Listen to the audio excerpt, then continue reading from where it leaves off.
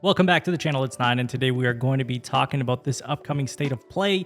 The Snitch has had some details to share about that, and it's not looking too good for this upcoming state of play. I was hoping for a little more, but based on what the Snitch is saying, it looks like we should really temper our expectations. Before we jump into this, please do me a favor, like, subscribe, share the video, helps the channel a ton. Now let's talk about this statement that the Snitch had to make.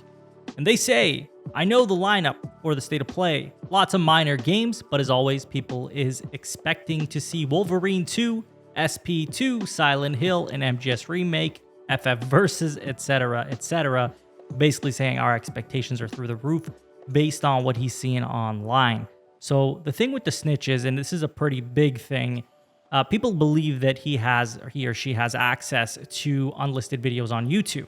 And if that's the case, it would kind of line up with why they know so much ahead of time and why the time frame for them knowing things are so close to the event. So for example, obviously the state of play has already been uploaded to YouTube, so this is likely why he knows what exactly is going to be shown there, and probably trailers as well uploaded to other channels post the state of play will be going up there as well, so probably can see those as well.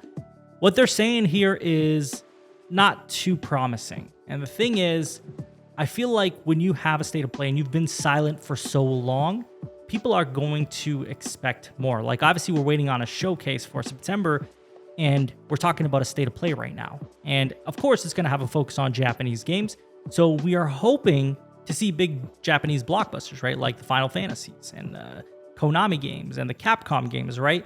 I don't know if that's going to be the case, as the Snitch is saying, a lot of minor games, but the one thing that I'm certain, and I now feel like it's going to be the headliner, is God of War Ragnarok, right? We had a lot of the team retweet the state of play. Naturally, you know, they work for Sony and PlayStation, so that could just be them showing their support. But also we had the real insider as well tweet a picture of Kratos post the state of play announcement, which has more people believing that, yes, this is indeed the case, that we are going to see God of War Ragnarok. Now, the thing is, that's great and all, but I don't know if that's enough for a headliner. I feel like, yeah, we want to see God of War Ragnarok, but what else are we seeing aside from that? We've seen some God of War Ragnarok, not enough.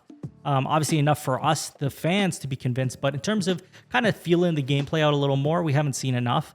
But we need to see even more than just God of War Ragnarok. I feel like we at least need one major Japanese title, whether that's a Capcom game, a Konami game, or a Square Enix game. It's fine as long as it's not a minor title, because Sony's been quiet for so long, right? So I do still think a showcase is in the cards for this year.